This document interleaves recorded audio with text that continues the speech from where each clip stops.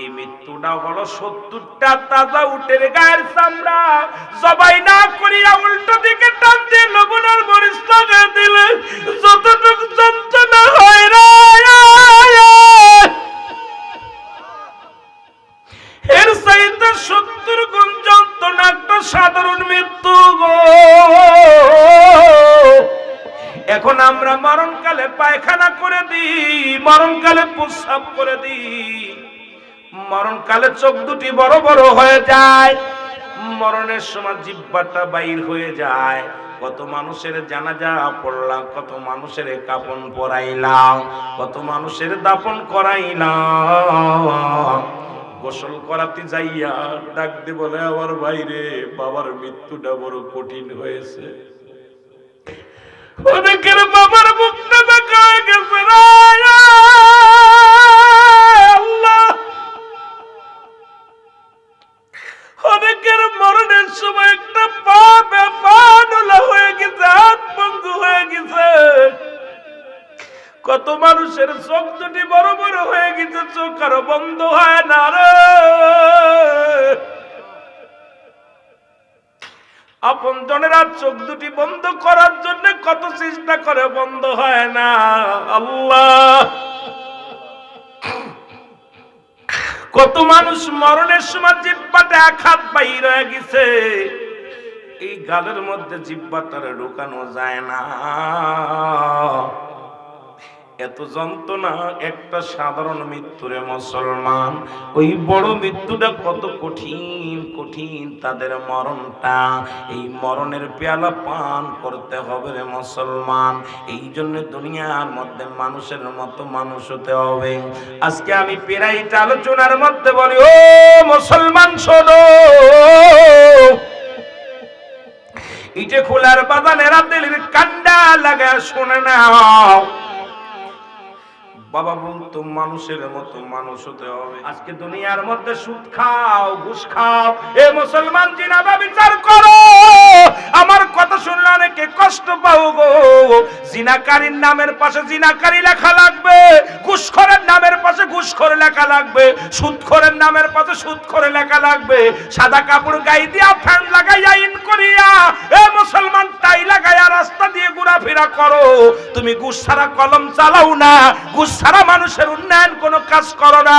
তুমি ঘুষ ছাড়া বড় অফিসার, তোমার মতো অমানুষের সঙ্গে কিসের মিল? তোমার নামের আগে ঘুষ করে লেখা লাগবে, জোরে বলেন ঠিক কিনা? এই কবর কাউকে ছাড়বে না রে আল্লাহ।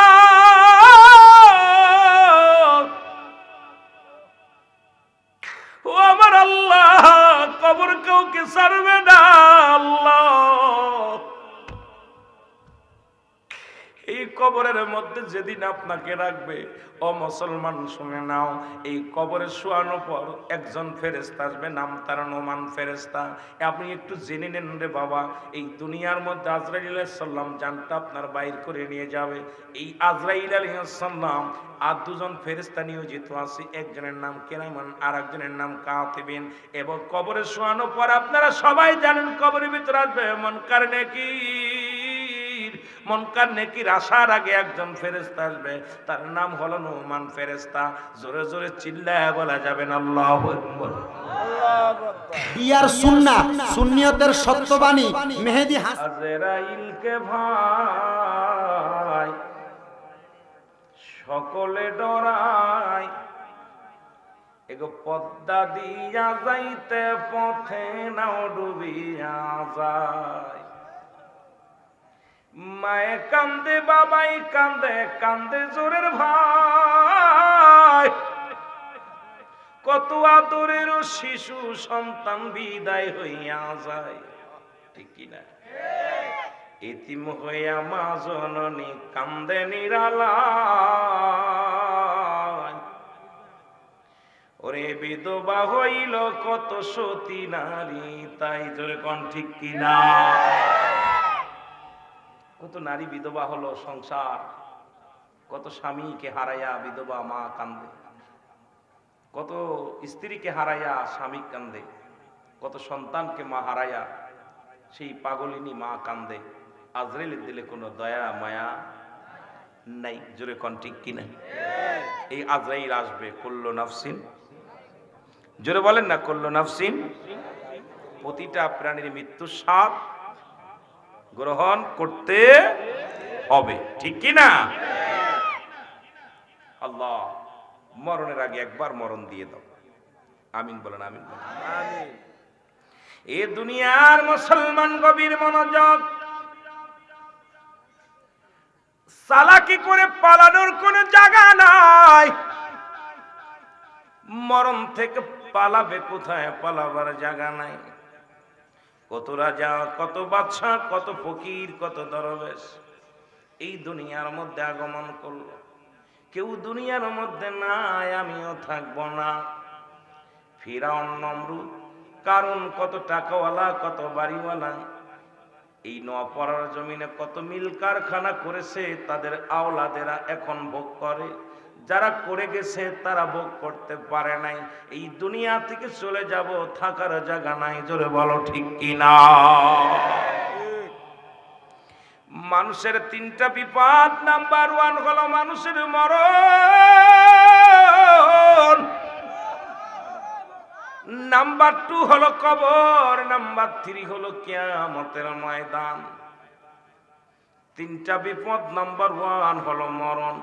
1 নাম্বার কি? একটু জোরে বলেন, নাম্বার কি? মরণের কথা মানুষ স্মরণ করলা না,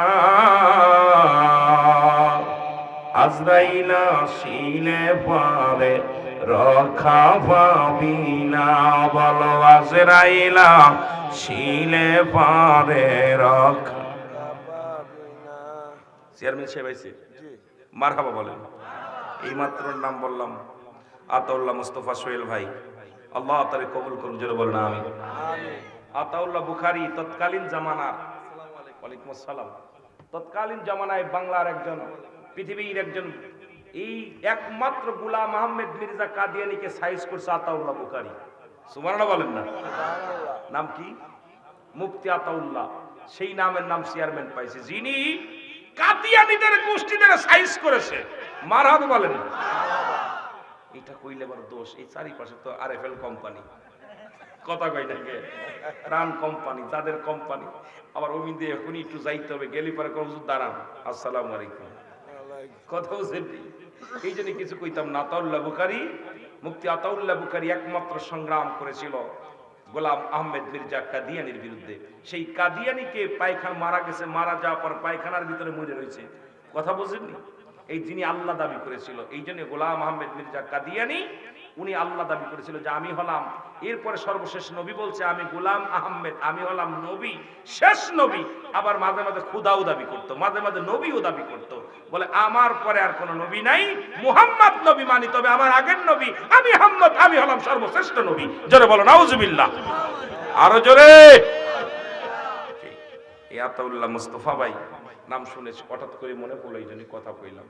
একটু মহব্বতের সঙ্গে দুরূদ শরীফ পড়েন, আল্লাহুম্মা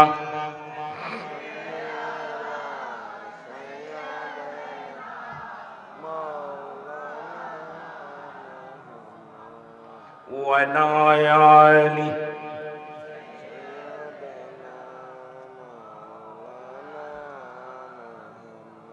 এই মরণ থেকে পালানোর কোনো জায়গা নাই দুনিয়ার মুসলমান।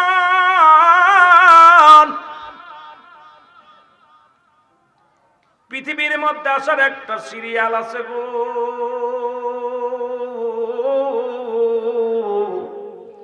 যাওয়ার কোন সিরিয়াল নাই। দেখা যায় দুনিয়ার মধ্যে সন্তানের কাঁধে বাবার লাশ, বাবার কাঁধে সন্তানের লাশ,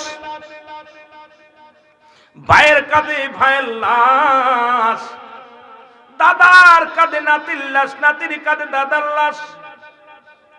কি কখন চলে যাব কেউ বলতে পারি না, কখন যেন দুনিয়া থেকে বিদায় হয়ে যায়। আল্লাহ, ও আমার আল্লাহ, আল্লাহ ওই মরণের সময় আমাদের একটু যন্ত্রণা সহজ করে দিও আল্লাহ। যেদিন মালাকুল মউত পাঠায় দিব, ওই দিন আমাদের মৃত্যুটা যেন সহজ হয়। আল্লাহ আজকের মাহফিলের খাতিরে আমাদের কবুল করে নিও, জোরে বলো আমিন। চালাকি করেও বাঁচতে পারে নাই তৎকালীন জামানার একজন উম্মত, মুসা নবীর একজন উম্মত। বনি ইসরাইলদের মধ্যে একজন ব্যক্তি, অত্যন্ত চালাক ব্যক্তি, চালাকি করে বললেন, হে আল্লাহর নবী মুসা, আমি আপনার কদমের মধ্যে আসছি, আপনার কাছে শুধু একটা মাত্র দাবি গো, আমি মানুষের ভাষা বুঝি, আমি পশু পাখির ভাষা শিখতে চাই। যেটা বলো আল্লাহু আকবার। কিসের ভাষা? পশু পাখির ভাষা শিখতে চাই, গৃহপালিত পশুর ভাষা আমি শিখতে চাই। আল্লাহর নবী ডাকতে বলেন, মুসা রে। আল্লাহর নবী মুসা ডাকতে বলে, বাবা এটা শিখতে চাইও না, এটা শিখলে তোমার মঙ্গল হবে না, ক্ষতি হবে। বলে আল্লাহর নবী মুসা আমারে শিখায়া দেন, গৃহপালিত পশুর ভাষাটা যেন আমি শিখতে পারি, কি ভাষায় কথা বলে এটা যেন আমি বুঝতে পারি। এই দোয়াটা আমার জন্য করেন। প্রথম দিন গেলেন, ফিরাইয়া দিলেন, দ্বিতীয় দিন গেলেন, ফিরাইয়া দিলেন, তৃতীয় দিন গেলেন, ফিরাইয়া দিতে পারে নাই। কদমের মধ্যে চেপে ধরে বলে, আল্লাহর নবী আপনার কাছে একটা দাবি করি, আপনি গৃহপালিত পশুর ভাষাটা আমার একটু শিখায়া দেন। আল্লাহর নবী মুসা হাত উঠায় দিলেন, আল্লাহর দরবারে দোয়া করলেন, দোয়াটা আল্লাহ কবুল করলেন। বললেন, যাও তুমি গৃহপালিত পশুর ভাষা বুঝতে পারবা, সেই ক্ষমতা সেই শক্তি আমি মুসা আল্লাহর কাছ থেকে চেয়ে এনে দিলাম। জোরে জোরে বলো মারহাবা। বাড়ি আসতেন, বাড়ি আসিয়া শুয়ে আসছে সকালবেলা একটা রুটি বেঁচেছিলেন। এই রুটি টুকরা নিয়ে, ও দুনিয়ার মুসলমান শুনে নাও, সকালবেলা মুরগিগুলো ছেড়ে দিয়েছেন, ছেড়ে দিয়ে তার মধ্যে ছিল একটা মরক। মুরগিটার মুরগি ছেড়ে দিয়া এক টুকরা রুটি ছেড়ে দিলেন। মুরগিটা দৌড়ে এসে মুরগিটা সো মেরে রুটি টুকরা নিয়ে গেলেন। গৃহপালিত পশুর মধ্যে আর একটা হলো কুকুর। কুকুর চোখের পানি ছেড়ে ডাকতে বলে, মারো, কাজটা করলি কি? রুটিটা আমারে দিছে আমার মালিক, এই রুটিটা আমার মালিক আমারে দিছে, এটা তুমি আমার থেকে ছিনিয়ে নিলে, কাজটা ভালো করলা না। তুমি তো পোকামাকড় খাইতে পারো, আমি তো পোকামাকড় খাই না, আমার গৃহস্থ একটা রুটি দিছে, এটা তুমি আমার থেকে ছিনিয়ে নিলে। মরক কয়, বন্ধুরে টেনশন করিস না, একটু ধৈর্য ধর, আগামীকাল মালিকের বড় উটটা মারা যাবে, মারা গেলে ওটা ফেলে রাখবে, তুই প্রাণ ভরে খাবি, আমি তো গোস্ত খাবো না, তুই প্রাণ ভরে উটের গোস্ত খাবি। জোরে জোরে বলো আল্লাহু আকবার। এরে আল্লাহ তোমায় খুঁজতে যাইয়া পড়ে গেছি ভীষণ দায়ে, আল্লাহ তোমায় খুঁজতে যাইয়া পড়ে গেছি ভীষণ। তুমি মানুষ দিয়া মানুষ বানাও, মানুষ দিয়া মানুষ বানাও, তুমি থাকো কোন জায়গায়? আল্লাহ তোমায় খুঁজতে যাইয়া পড়ে গেছি ভীষণ দায়ে। জোরে বলেন ঠিক কি না? আল্লাহর খেলা বুঝতে চাইছে, মউতের ওয়াজ দিছে। আস্তে আস্তে যাই আমরা আলোচনায়। এই পরের দিন মালিক উটটা নিয়ে বাজারে বিক্রি করে দিছে, লস হই নাই, বিক্রি করে দিছে। পরের দিন আবার এক টুকরা রুটি যখন সামনে দিছে, আবার মরকটা সো মেরে এসে নিয়ে গেছে। কুকুরের রাগান্বিত হইয়া বলে, মরক, তোর চক্ষু লজ্জা নাই? আমার সামনে থেকে রুটি টুকরা ছিনিয়ে নিবি। গতকালকে আমি না খেয়ে আসি, রুটি খাইতে পারি নাই, ক্ষুধার্ত অবস্থায় আছি, আজকেও রুটি টুকরা ছিনিয়ে নিলি, তোকে আজকে ছাড়বো না। মরক কয়, কুকুর রে, টেনশন করিস না, উটটা সত্যি সত্যি মারা গেছে, কিন্তু মালিক বিক্রি করেছে, যার কাছে গেছে সে সেখানে যে মৃত্যু বরণ করেছে। মরক ডাকতে বলে, কুকুর রে, আজকে মালিকের গাদাটা মারা যাবে, এটা মাঠের মধ্যে ফেলে আসবে, এটা তুই প্রাণ ভরে খাবি। মালিক শুনতে পারিয়া গাদাটা বিক্রি করে দিলেন। পরের দিন আবার এক টুকরা রুটি ফেলাইলেন। বাবার একই নিয়ম শুরু করলেন। পরের দিন কুকুর এগরাগন্বিত হয়ে গেছে। কুকুর বলে গা, এ মরক, তুই গতকালকে বললি গাধা মারা যাবে, গাধা তো বিক্রি করে দিছে। কয় ওটাও মারা গেছে। কয় আজকে মালিকের ঘোড়াটা মারা যাবে, ঘোড়ার গোস্ত খাবি। এবার মালিক ঘোড়াটাও বিক্রি করে দিছে। পরের দিন আর এক টুকরা রুটি যখন ফেলে দিছে, বাবা লম্বা আলোচনা মৃত্যুর কথা বলতে যায় বলে যায়। এবার পরের দিন মারুক ডাকতে বলে, কুকুর রে,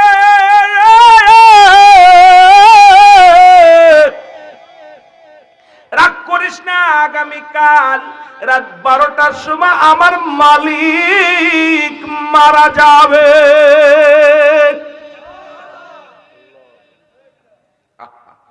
কয়টায়? রাত 12টায় মালিক মারা যাবে। মালিকের মাথায় কাজ করে না। মুরগে এবার কুকুর কয় মালিক মারা যাবে, কি হবে বল? কয় মানুষ, বাড়িতে মানুষজন আসবে, খাওয়া দাওয়ার ব্যবস্থা করবেন, এগুলো তুই পরাণ করে খাবি। মালিক আল্লাহ সর্বনাশ। কুকুর বলে, মরক বলেছিল উট মারা যাবে, উট বিক্রি করেছি, যার কাছে বেঁচেছি সেখানে যে মারা গেছে। গাধার কথা বলেছিল, গাধাও মারা গেছে। ঘোড়ার কথা বলেছিল, ঘোড়াও মারা গেছে। আমি তো লস থেকে বাঁচছি, এটা নিশ্চিত আমি মারা যাব 12টার মধ্যে, কোনো সন্দেহ নাই। এখন কোন উপায়ে বাঁচা যাবে? দৌড়ায়া গেছে মুসা নবীর কাছে, ডাক দে, পায়ের মধ্যে পড়ে ডাক দে, বলে আল্লাহ নবী মুসা গো,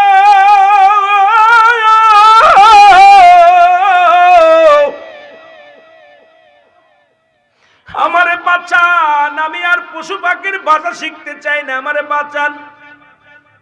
নবী মুসা ডাক দে, বলে কি হয়েছে, এত কান্নাকাটি কেন করো? কয় হুজুর, আজকে রাত্রে আমি মারা যাব, রাত 12টার পরে মারা যাব। ওই কেমনে টের হইলা? কয় আমি পশু পাখির ভাষা বুঝতে পেরেছি। প্রথম দিন বলে চুটটা মারা যাবে, বিক্রি করে দিছে, যার কাছে বেঁচেছি মারা গেছে। তারপরের দিন ঘোড়ার গাধার কথা বলছে, গাধাটাও মারা গেছে। আমার ঘোড়ার কথা বলেছে, ঘোড়াটাও মারা গেছে। আজকে যেহেতু মরক বলছে আমি রাত্রে 12টায় মারা যাব, নিশ্চিত মারা যাব, আমারে বাঁচান।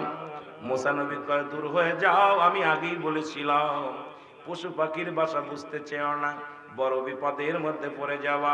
তুমি নিশ্চিত আমি অনেক অনুরোধ করেছিলাম, শোনো নাই, আজকে বিপদে পড়িয়া আমার কাছে আসছো। কই নবী মুসা গো, আমারে দয়া করেন। পায়ের মধ্যে পড়ে কান্দে, কদমে পড়ে কান্দে, আর বলে নবী গো, আল্লাহর নবী আমারে দয়া করো, দয়া করো গো,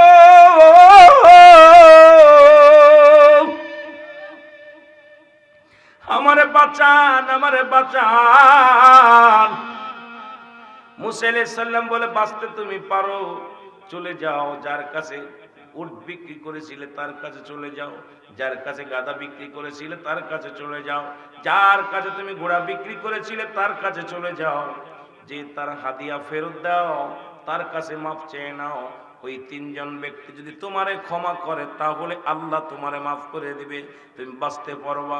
বাড়ি আসিয়া টাকা নিয়ে দৌড়াইয়া গেছে, যাক চলে গেছে কোথার কাছে? উটালার কাছে। উটালারে যায় বলে, আচ্ছা ভাই, আপনি কি আগাম গত 3 দিন আগে একটা উট কিনেছিলেন নি? কয় কিনেছিলাম, অনেক কষ্ট করে টাকা জোগাড় করিয়া এই একটা উট কিনেছিলাম।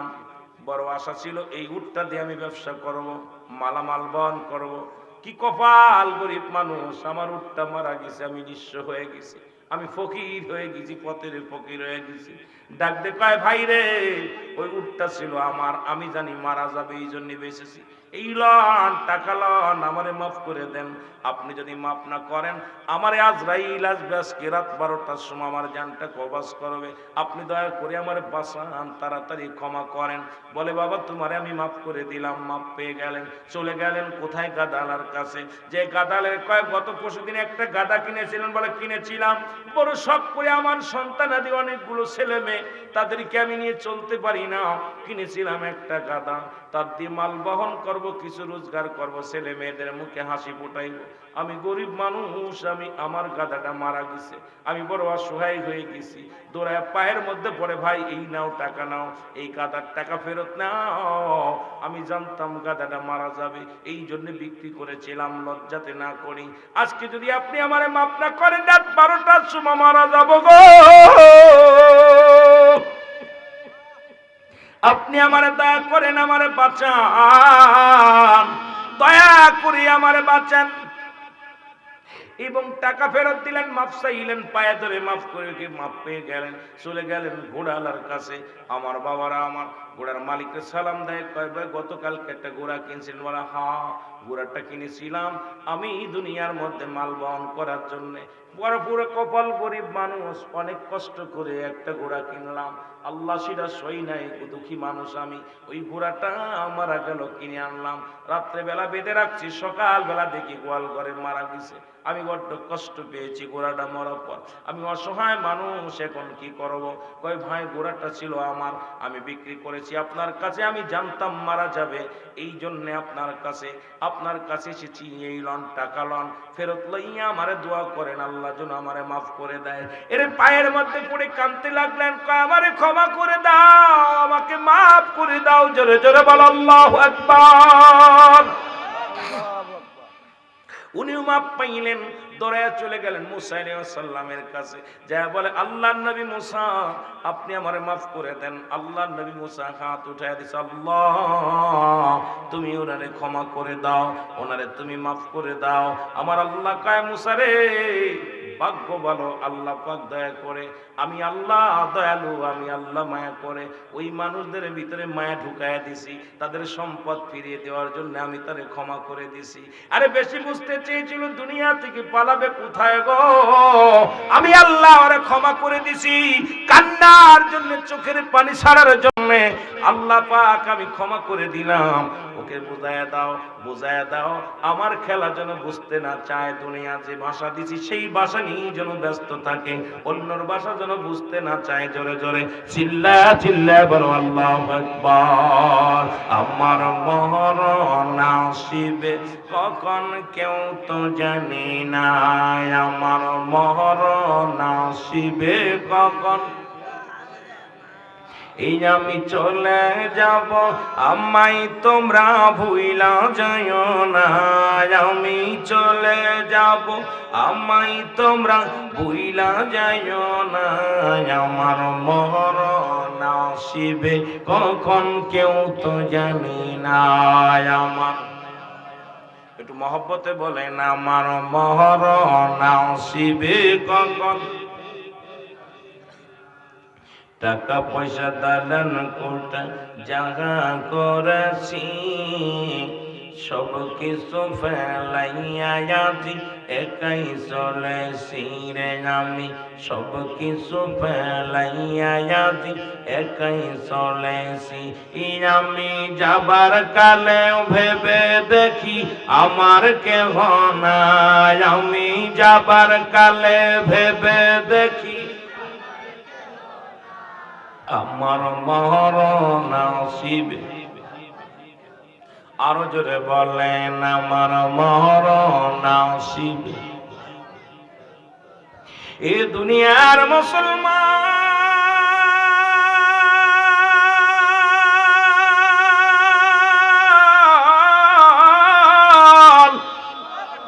কার জন্য তুমি ঘুষ খাও, কার জন্য সুদ খাও, কার জন্য জিনা ব্যভিচার করো গো, কার জন্য তুমি দুনিয়ায় মস্তানি করো? এই দুনিয়ায় টাকার পাহাড় গড়লা, সম্পদের পাহাড় গড়লা, এই দুনিয়ার কিচ্ছু তুমি লয়ে যাইতে পারবা না। এই দুনিয়ার সম্পদ খাবে লোকে, তোমার দেহটা খাবে পোকে। জোরে কোন ঠিক কি না? সম্পদ খাবে লোকের বাবা, পৃথিবীর আপন জনেরা ভাগাভাগি করে নিবে, পাপের ভাগ কেউ নেবে না। বাড়ির ভাগ নিবে ছেলে, জমির ভাগ নিবে ছেলে, সম্পদের ভাগ নিবে ছেলে মেয়েগুলো। তুমি পাপের রাজ্য গড়িয়া সম্পদের পাহাড়ে গড়লা। আল্লাহর কসম করে বলি, একটা পাপের ভাগ মেয়ে নিবে না, একটা পাপের ভাগ তোমার বিবি নিবে না, একটা পাপের ভাগ তোমার ছেলে নিবে না রে মুসলমান। এই দুনিয়ার সম্পদ খাবে লোকে, তোমার দেহটা খাবে পোকে। জোরে বলো ঠিক কি না? এই আমি চলে যাব, আমায় তোমরা ভুইলা যাইও না, আমি চলে যাব না, আমার মরণ আসিবে কখন কেউ তো জানি না, আমার মরণ। এই পৃথিবী চিরদিন থাকার জায়গা নয়, অন্ধকার কবর যে তোমার আসল ঠিকানা রে মানুষ, অন্ধকার কবর যে তোমার ডানে বামে মাটি আমার মাটির বিছানা, ডানে বামে মাটি। এ দুনিয়ার মুসলমান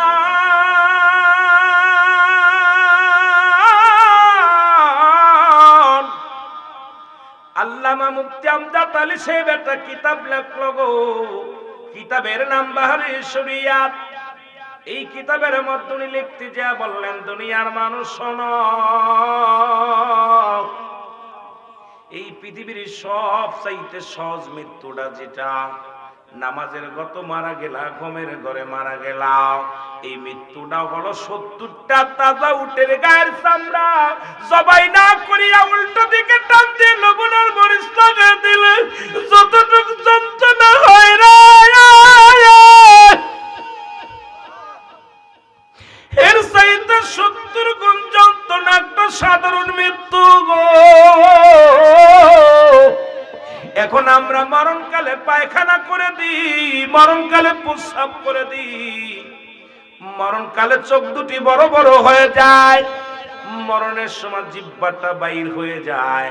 কত মানুষের জানাজা পড়লাম, কত মানুষের কাফন পরাইলাম, কত মানুষের দাফন করাইলাম, গোসল করাতে যাইয়া ডাক দিয়ে বলে আমার ভাইরে বাবার মৃত্যুটা বড় কঠিন হয়েছে। অনেকের বাবার মুখটা দেখা হয়ে গেছে আল্লাহ, অনেকের মরণের সময় একটা পা বেফানুলা হয়ে গেছে, হাত ভঙ্গ হয়ে গেছে, কত মানুষের চোখ দুটি বড় বড় হয়ে গেছে, চোখ আরো বন্ধ হয় না রে। আপন জনেরা চোখ দুটি বন্ধ করার জন্য কত চেষ্টা করে, বন্ধ হয় না। আল্লাহ, কত মানুষ মরণের সময় জিহ্বাটা এক হাত বাইর হয়ে গেছে, এই গালের মধ্যে জিহ্বাটারে ঢোকানো যায় না, এত যন্ত্রণা একটা সাধারণ মৃত্যুরে মুসলমান। ওই বড় মৃত্যুটা কত কঠিন কঠিন তাদের মরণটা, এই মরণের পেয়ালা পান করতে হবে রে মুসলমান। এই জন্য দুনিয়ার মধ্যে মানুষের মতো মানুষ হতে হবে। আজকে আমি পেরাইটা আলোচনার মধ্যে বলি, ও মুসলমান শোনো, এই যে খোলার বাগানেরা দিলের কান্ডা লাগা শোনে নাও, বাবা বলতো মানুষের মতো মানুষ হতে হবে। এই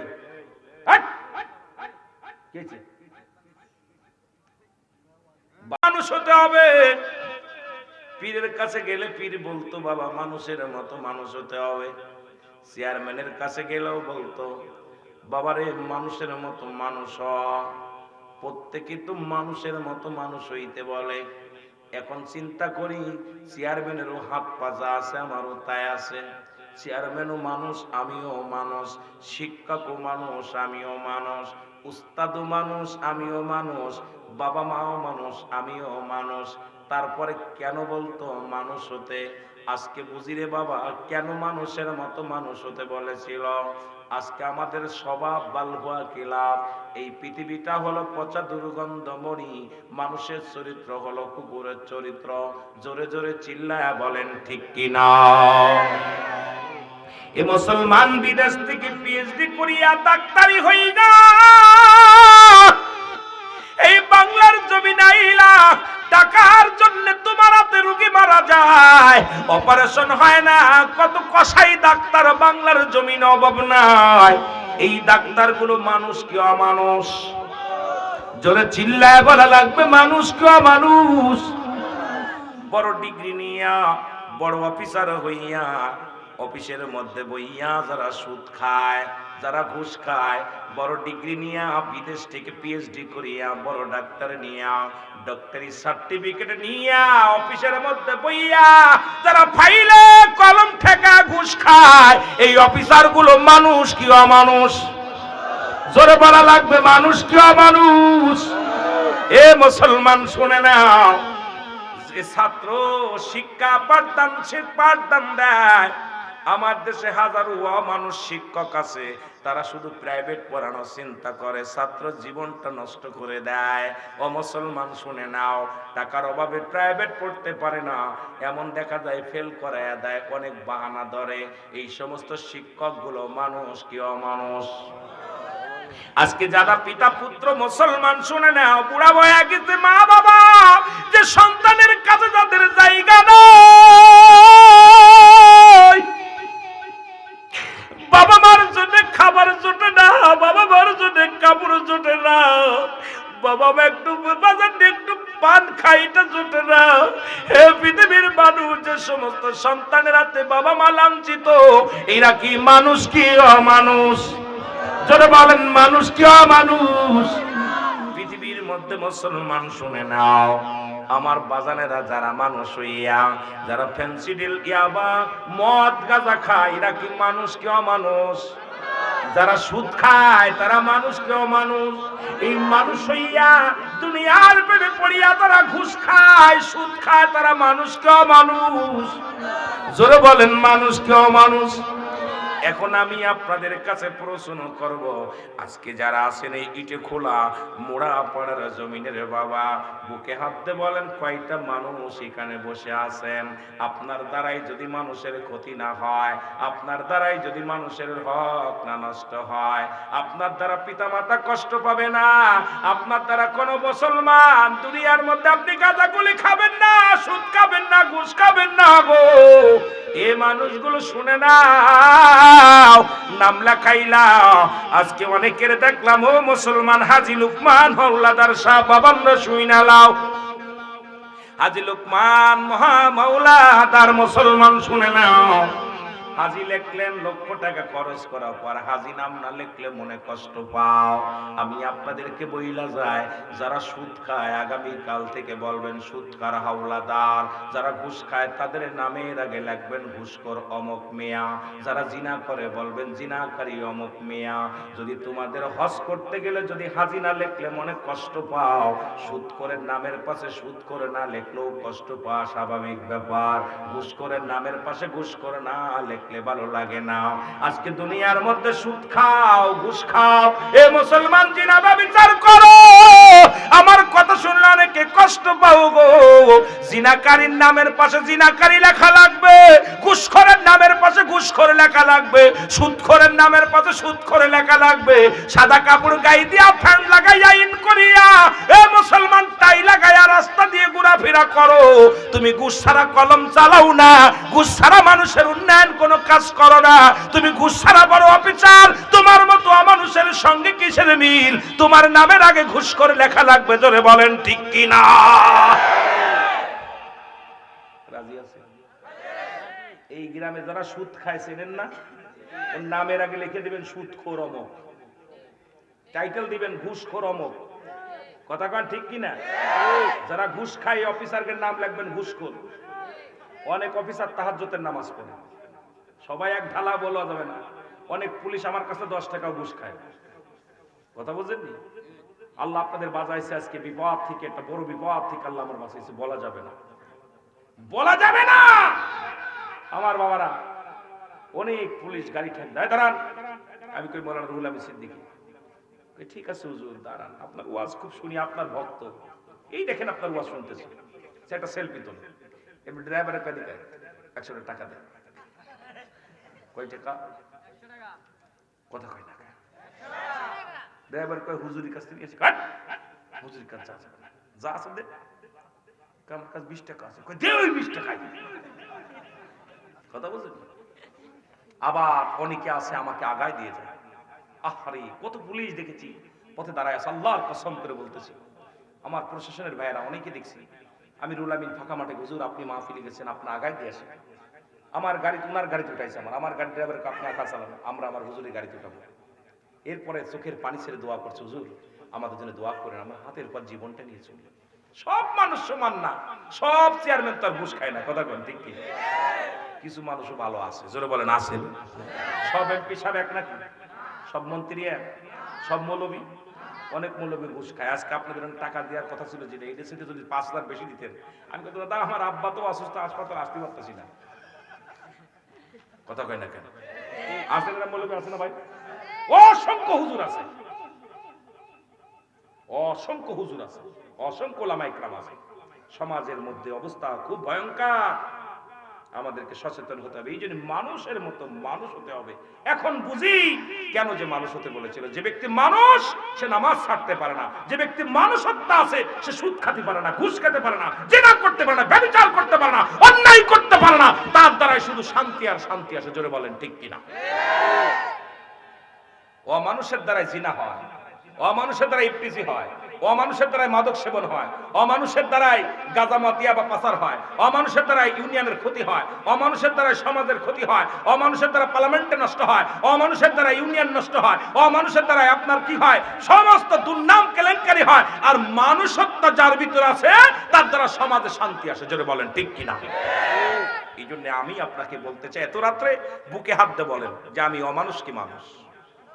প্রমাণ পেয়ে যাবেন আপনার নিজের বিবেক যে আপনি মিথ্যা বলতেছেন, চগলখড়ি করতেছেন, নামাজ ছেড়ে দিচ্ছেন, হট্টগোল করতেছেন। এই জন্য আপনাদেরকে চিনতে হবে, নিজেকে আগে নিজে চিনতে হবে। আল্লাহ আমাদের চিনার তৌফিক দান করুক। জোরে বলেন আমিন। আমার মরণ আসিবে কখন কেউ তো জানি না, আমার মরণ আসিবে এই আমি চলে যাব, আমায় তোমরা ভুইলা যাইও না, আমি চলে যাব, আমায় তোমরা, আমার মরণ আসিবে কখন কেউ তো জানি না, আমার মরণ। কষ্ট পাচ্ছেন? গত 3 মাসের নিউজ, 3 মাসে 609 জন বলৎকার ধরা পড়ছে। ছোট শিশু তাদের কাছে নির্যাতিত, মাদ্রাসায় পড়তে দিছে। এখন অনেকেই লজ্জা পায়, কথাগুলো আমার মুখ দিয়ে বাইর হয়, অনেকে কষ্ট পায় যে হুজুর গোপন কথা কয়ে দিচ্ছে। শোনেন, দাড়িওয়ালা টুপিওয়ালা থাকলেই যে তার ইমান তাজা না। আমাদের ভিতরে এরকম কিছু কিছু ঢুকছে ইসরায়েলের বংশধর। জোরে বলেন ঠিক কিনা? এরা কখনো মুসলমানদের কেলেঙ্কারি করতে চায়। জোরে বলেন ঠিক কিনা? এ দুনিয়ার মুসলমান,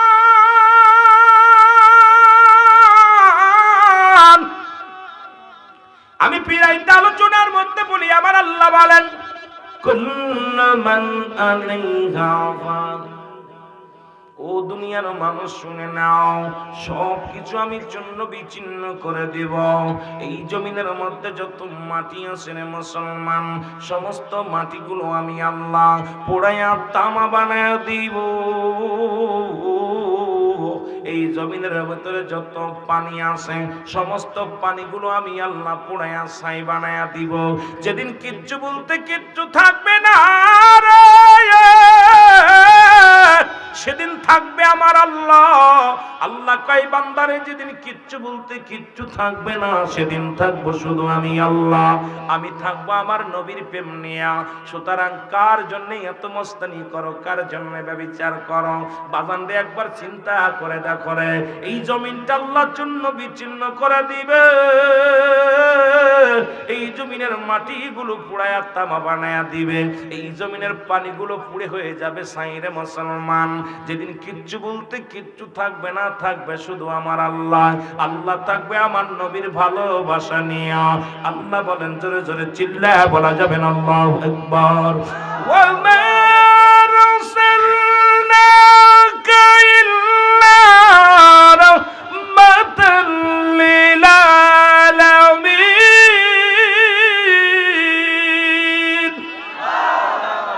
আল্লাহ বলেন, আল্লাহ হলেন রাব্বুল আলামিন, নবী হলেন রাহমাতাল লিল আলামিন। আমার আল্লাহ থাকবে নবীর ভালোবাসা নিয়ে। এই জন্য সুন্নিরা নবী নবী বলে পাগল হয়। ও আমার আল্লাহ, কবরে লাগবে নবী, মিজানে লাগবে নবী, ফুলসিরাতে লাগবে নবী, ইয়াউমাল কিয়ামতের ময়দানে লাগবে নবী। নবী বিনে কোনো বান্ধব পাওয়া যাবে না। জোরে বলেন ঠিক কিনা? এ মুসলমান গভীর মনোযোগ। একজন নবী জান্নাতের মধ্যে আছে গো, হযরত ইদ্রিস আলাইহিস সালাম। জোরে বলুন আল্লাহু আকবার। আল্লাহ বলে, বন্ধু তুমি জান্নাতের মধ্যে আছো, কেমনে আছো? তুমি তো সুখে আছো গো বন্ধু। কয় আমার আল্লাহ তুমি আমারে জান্নাত দিছো, আমি হ্যাপি হয়েছি রে আল্লাহ। আমাকে একটা বড় কষ্ট লাগছে গো আমার আল্লাহ।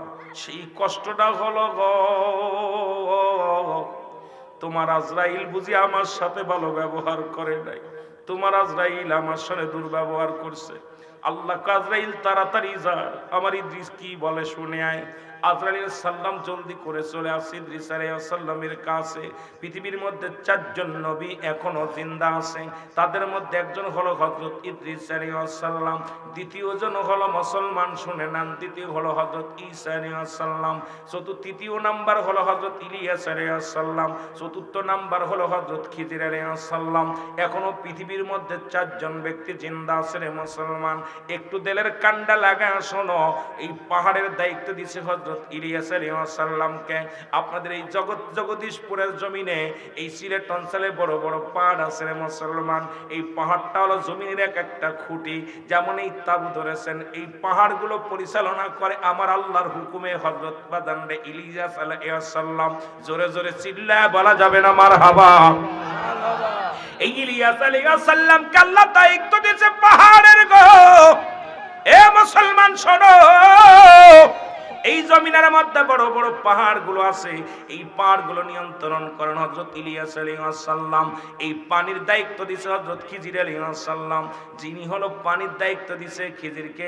খিজির এই দুনিয়ার মধ্যে যত পানি আছে এই পানিটা নিয়ন্ত্রণের দায়িত্ব দিয়েছে হযরত খিজির আলাইহিস সালাম। যেহেতু আমাকে দিয়েছে মৃত্যুর ওয়াজ রে বাবা, এই জন্য এদিক ওদিক যাতে পারছি না, সময় নষ্ট হয়ে যাবে বলে। আর দুইজন, একজন হলো মুসলমান শুনে নাও। ইদ্রিস আলাইহিস সালাম বড় দাবি করেছিল, আল্লাহ আমারে তুমি দুনিয়ার মধ্য থেকে নিবাদান। ইদ্রিস আলাইহিস সালাম এখনো জান্নাতের মধ্যে আছে জীবিত অবস্থায়। আর একজন নবী যিনি আপনারা সবাই চেনেন মুসলমান, যার নামটা হলো হযরত বাদান রেখে ঈসা ইবনে মরিয়ম। ঈসা আলাইহিস সালাম আবার কোন জায়গা বলছে জাকারিয়া আলাইহিস সালাম, যিনি মুসলমান শুনে নেন, যিনি গাছের মধ্যে লুকিয়ে ছিলেন, আল্লাহ তারে উঠায় নিছে। এই রকম অনেক কিতাব পাওয়া যায়, তবে কিতাব দ্বারা প্রমাণ হয় 4 জন ব্যক্তি দুনিয়ার মধ্যে এখনো জিন্দা আছে। এর ইদ্রিস আলাইহিস সালাম ডাকতে বলে, আজরাইল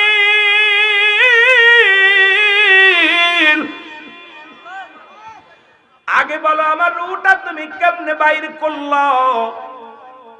আজরাইল কয়, হুজুর সবার জানটা কবজ করার জন্য আমি জমিনের মধ্যে আসি না, একমাত্র আল্লাহর মাহবুব বান্দা যারা হয় তাদের রূহটা কবজ করার জন্য জমিনের মধ্যে আসি।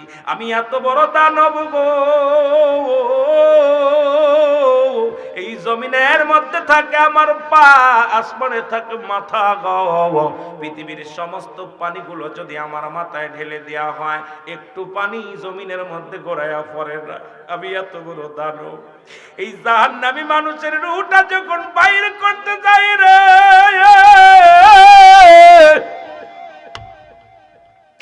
আমি আজরাইল জমিনের মধ্যে আসি না, জমিনের মধ্যে আসি না রে। আমি আজরাইল আকাশ থেকে একটা ধমক দিই, সঙ্গে সঙ্গে কলিজাটা ফেটে যায়। ওই যে জায়গাতে যাই সেই জায়গা রক্ত বাইর হয়ে যায়। দেখবেন বাবা, নাক মুখ দিয়ে রক্ত বাইর হয় গোসলের সময়, কান দিয়ে রক্ত বাইর হয়, গাল দিয়ে রক্ত বাইর হয়। এই রুহটা ফেটে যায়, এই ছিদ্রাটা ফেটে যায় রে বাবা। 8টা ছিদ্রা দিয়ে রুহ বাইর হওয়ার জন্য পাগল হয়ে যায়। আজরাইল কয়, আমি এমন ধমক মারি গো, একটা হুক্কার মারার সঙ্গে সঙ্গে ওই ব্যক্তির কলিজাটা ফেটে যায়। আর একটা মিনিট দেরি হয় না, একমাত্র ইমানদারের রূহ বাইর করার জন্য আমি জমিনের মধ্যে আসি। আল্লাহর নবী ইদ্রিস আলাইহিস সালাম বলে, আজরাইল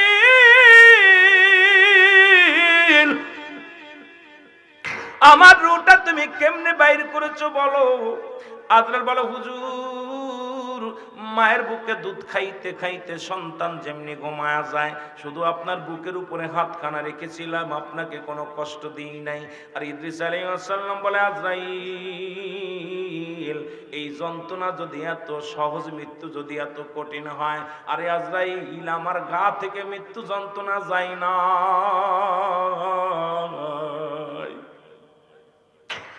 আজরাইল এত সহজ মৃত্যু যদি এত কঠিন হয় গো, যাদের জানগুলো যাদের রুটা তুমি জোর করে বাইর হয়ে যায়, অ্যাক্সিডেন্ট করে মারা যায়, জিহ্বা বাইর হয়ে যায়, পায়খানা করে দেয়, প্রস্রাব করে দেয়, তাদের মৃত্যুটা কত কঠিন হয় রে বাবা। আল্লাহ আমাদের তুমি মরণটা সহজ করে দিও। জোরে জোরে চিল্লায় বলা যাবে না আল্লাহু আকবার। এই আমি চলে যাব, আমায় তোমরা ভুইলা যাইও না। আমি চলে যাব, আমায় তোমরা, আমার মরণ আসিবে কখন কেউ তো জানে না। বাবারে সব একটু জোরে জোরে বলেন। মানুষের মৃত্যু হয় দুইটা টাইমে, হয় রাতের বেলা, না হয় দিনের বেলা। দিন শেষ করেছেন, মৃত্যুবরণ করো না।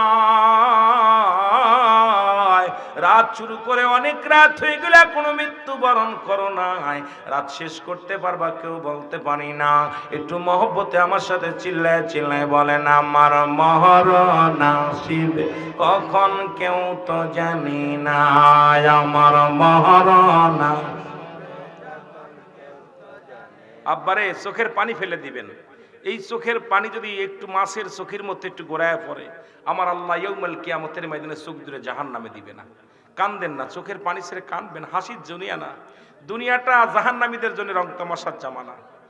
এটা জাহান্নামীদের জন্য, আর ইমানদারের জন্য দুনিয়াটা জাহান্নাম। এখানে চোখের পানি ছাড়বেন, কাঁদবেন। এই চোখের পানির বড় দাম।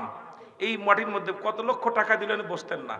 এত কষ্ট করে বসেছেন, বাড়ি বিছনা, আরামের বিছনা গদি থুইয়া এই ঠান্ডা পানির মধ্যে আপনারা কত কষ্ট করে মাটির মধ্যে বসেছেন। কষ্ট হচ্ছে আপনাদের আল্লাহর দরবারে। এই জান্নাতের বাগান, রিয়াজুল জান্নাত, বেহেশতের বাগান, শুধু একটু আশা করেছেন আল্লাহ আমাদেরকে তুমি মাফ করে দাও, ক্ষমা করে দাও। শুধু আল্লাহ যদি আমাদের ক্ষমা করে দেন, তাহলে আমাদের আপনার জীবনটা ধন্য। আর যদি ক্ষমা না নিয়ে আমরা চলে যেতে পারি দুনিয়া থেকে, জাহান্নাম ছাড়া আমাদের গতি নাই। আল্লাহ নিজেই বলে, উরিদ্দাতিল কাফিরিন, কাফির বেঈমান মুনাফিকদের জন্য প্রস্তুতি করে রাখছে সাতটা জাহান্নাম। কয়টা জাহান্নাম? সাতটা জাহান্নাম। আবার ঈমানদারদের জন্য আল্লাহ বলে, উরিদ্দাতিল মুমিনিন, মুমিনদের জন্য, মুত্তাকিনদের জন্য একটা নয়, দুটি নয়, 8টা জান্নাত প্রস্তুতি করে রাখছে। আল্লাহ তুমি আমাদেরকে জান্নাত দিও, জাহান্নামে দিও না। জোরে জোরে চিল্লাই বলেন আল্লাহু আকবার। এই আমি চলে যাব, আমায় তোমরা ভুইলা যাইও না। আমি চলে যাব, আমার মরণ আসিবে কখন কেউ তো জানি না। আমার আরো জোরে বলেন, আমার মরণ আসিবে কখন। ডানে বামে মাটি, আমার মাটির বিছানা। ডানে বামে মাটি, এ দুনিয়ার মুসলমান,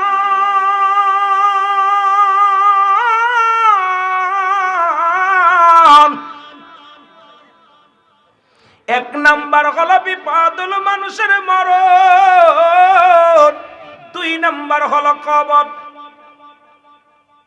আজকে মরণের যদি ভয় থাকতো, কত সেলফি দেখি, দাদা মারা গেছে, দাদার লগে সেলফি তোলে, মার লগে সেলফি তোলে, বাইর লগে সেলফি তোলে।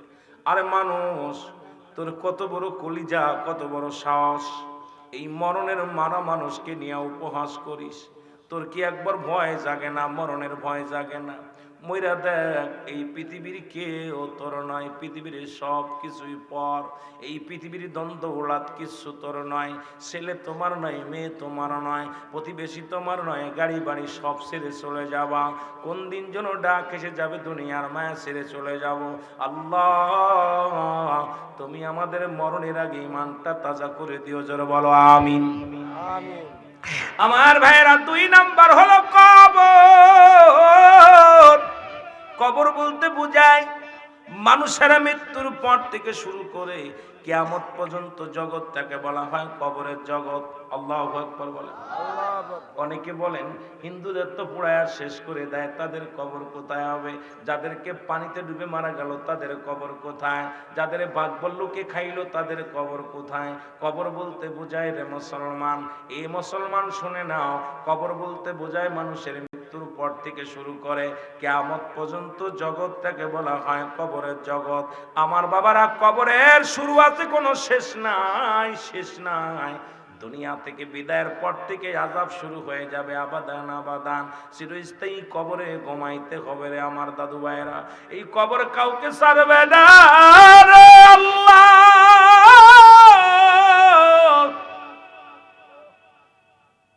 ও আমার আল্লাহ, কবর কাউকে ছাড়বে না আল্লাহ। এই কবরের মধ্যে যেদিন আপনাকে রাখবে, ও মুসলমান শুনে নাও, এই কবরে শোয়ানোর পর একজন ফেরেশতা আসবে, নাম তার নোমান ফেরেশতা। আপনি একটু জেনে নেন রে বাবা, এই দুনিয়ার মধ্যে আজরাইল আলাইহিস সালাম জানটা আপনার বাইর করে নিয়ে যাবে। এই আজরাইল আলাইহিস সালাম আর দুজন ফেরেশতা নিয়োজিত আছে, একজনের নাম কেরামান আর একজনের নাম কাতিবিন। এবং কবরে শোয়ানোর পর আপনারা সবাই জানেন কবরের ভিতরে আসবে মুনকার নাকির। মুনকার নাকির আসার আগে একজন ফেরেশতা আসবে, তার নাম হলো নোমান ফেরেশতা। জোরে জোরে চিল্লায় বলা যাবে না আল্লাহু আকবার। এই নোমান ফেরেশতার হাতে দুইটা কাগজ থাকবে রে। একটা কাগজের মধ্যে 60 বছরের জিন্দেগি, আর একটা কাগজের মধ্যে 60 বছরের বদবন্দেগি। ভালো জিন্দেগি দুইটা কাগজ থাকবে, উঠে কবর থেকে উঠাইবে রে বান্দা। লাফতে উঠায় বলবে, আজরাইল আলাইহিস সালাম জানটা বাইর করেছে, আমি তোমার জায়গায় তোমার আমি ডিস্টার্ব করতে উঠাইলাম। এই শোনো বান্দা, তোমার মরণ নাই, আজ থেকে শুরু হবে। এই নাও কাগজ কানা নাও, এই কাগজটার মধ্যে যা আছে তোমার নিজ হাতে লিখে দিতে হবে। আজকে যারা শিক্ষিত আছেন অশিক্ষিত আছেন সবারই আমল নামা, যার যার আমল নামা তার লেখা লাগবে রে মুসলমান। এই দুনিয়ার বুকে আমরা শুনেছি দুজন কেরামান কাতিবিন, দুজন আপনার আমল নামা লেখে গো। কবরে শোয়ানোর পর লিখতে হবে নিজের হাতে। বান্দার উঠে বলবো, বান্দা এই কাগজটা আলো। এ খাজা মাহবুবুর রহমান জগৎপুরী, কাগজটা নাও। কাগজটা হাতের মধ্যে নিবে, বলবে কাগজটার মধ্যে কি দেখবে, 1 থেকে 50 বছরের জিন্দেগিটা। এই 50 বছরে কত ওয়াক্ত নামাজ পড়েছে, কত রাকাত সালাত আদায় করেছে, কতবার কোরআন খতম দিছে, কত জায়গা মাহফিলে বসেছে, কতবার আল্লাহ জিকির করেছে, কতবার মা বাবার সঙ্গে ভালো ব্যবহার করেছে, কতবার উস্তাদ পীর মাশায়েখের সঙ্গে ভালো ব্যবহার করেছে, কতবার ইসলামের জন্য নিজেকে বিলিয়ে দিছে গো, কতবার মিথ্যা কথা সত্য কথা বলেছে। সব কিছু কাগজের মধ্যে। বান্দা দেখে বড় আনন্দ পেয়ে যাবে, কয় বান্দারে লেখো, জলদি করে লেখো, দেরি করো না। বলবে আমি লিখবো, আমার কলম নাই, আমি কলম তো আমার হাতের মধ্যে নাই। বাপ ফেরেশতা বলবে, নোমান ফেরেশতা ডাক দে, বলবে বান্দারে শোনো, ওই কলম হলো তোমার ডান হাতের শাহাদাত আঙ্গুল মোবারক। আজকে এই হাতের মধ্যে তোমরা যারা চুন খাও লাগাইয়া, আমি আপনাদেরকে অনুরোধ করি এই আঙ্গুলটার সম্মান করবেন, এই আঙ্গুলটার ইজ্জত দিবেন। এই আঙ্গুলের ইশারায় নবী দ্বিখণ্ডিত করেছিল, চন্দ্রকে দ্বিখণ্ডিত করেছিল। এই আঙ্গুল দিয়া কিয়ামতের ময়দানে কবরে যেদিন যাবেন, এই আঙ্গুল দিয়া লেখা লাগবে গো। এই শাহাদাত আঙ্গুল দিয়া লেখা লাগবে। জগৎপুর ইটে খোলার বাবারা শুনে নাও। শুধু তাই নয়, বান্দা বলবে আমি কলম পাইলাম, কালি পাবো কই?